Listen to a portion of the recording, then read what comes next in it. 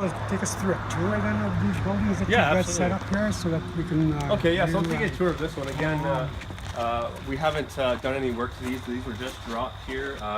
These are untouched. This is exactly how they came from our supplier. So they're old school portables, which I find interesting because what we're going to be doing in here is we're going to Yeah. be teaching people. Teaching Okay, so we're going to people? teach people how to grow this plant. How to grow? We'll bring in people that are interested in growing and we'll show them how to do this. So we're going to use the school portables as a teaching facility. Okay. Yeah, so come on in. Wow. Again, it's pretty rough right now, but again, we will completely change this. That's where you're gonna start, right? Okay. You're gonna, okay, I'll in there. I'll be the first student. You go ahead, man. I remember coming into buildings like this Yes. as a student, eh? You know when you're coming in? Yeah. So what we've done here, you probably can't notice it with your eye, but we've actually put these buildings off level. Okay, so they're actually tilted to the forward here. So the idea is we're going to grow these plants in pots organically on the floor. This floor is going to be completely waterproof.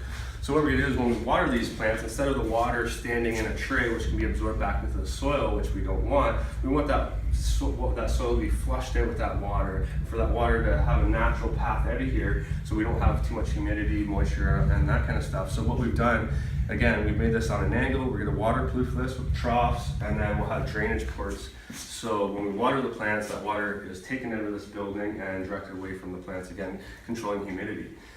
For this building here, over here, this is where we're going to get a kind of hole in the wall. Okay, so what we're doing again is we're trying to conserve hydro. Growing indoors isn't completely ideal because we're not using the sustainable sun, but it's what we have to work with for now. I do have future plans of greenhouse and stuff promoting sustainable growing. But for now, this is what we have to our means. So what we're going to do is we're going to separate it. So at one point for 12 hours, the lights will be on in here. These lights will switch off, and the other side, the lights will come on. So what we're doing is we're using the heat from those lights in the wintertime to actually heat the other side up. That way we're cutting down on our heat use, we're cutting down on our air conditioning, and we're just trying to make it as efficient as possible using the means that we have here. So how do you come up with all these ideas, all this like technology? It sounds like science is. Yeah, to be honest with you, you gotta know what you're doing here. Yeah, to be honest with you, I'm very limited in my growing experience. Yeah, just the fact of you have to have this at an angle. Exactly, but I've got a lot of good people around me, a lot of smart people that have been growing for years. Some of my acquaintances, even from our association, Ontario Indigenous Medical Cannabis Association, have been growing for 40 plus years. So I'm taking a lot of their knowledge, they're willing to share that with me, and I'm implementing it into this grow. So every step of the way, I'm talking with people that have been doing this to provide guidance and that training and that knowledge on how to grow this plant properly. So, yeah, and again, when you look at the cannabis plant, it's a plant that's been around for a very long time and utilized for so many different reasons.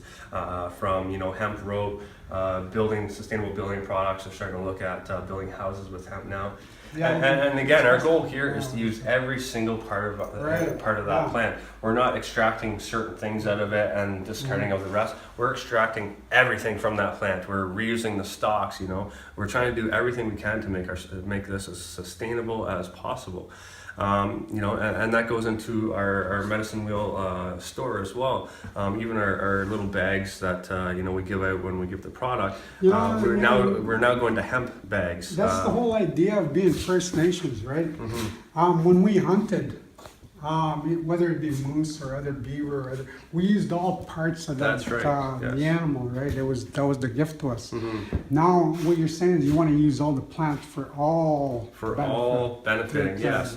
The stalks can be used. The fan leaves can be used. We're utilizing everything, and as far as I'm concerned, there's all these technologies coming out now to extract THC distillate and CBD isolate. But the problem is you're breaking that plant spirit.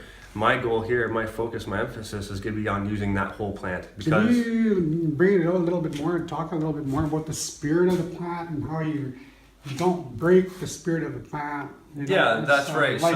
So again, the plant has a purpose, okay? And we want to use that whole plant. If we start breaking up components of that plant, again, we are breaking up that spirit. We are losing some of the medicinal value of that plant. By keeping that whole plant in, we're getting the full medicinal effect from that plant.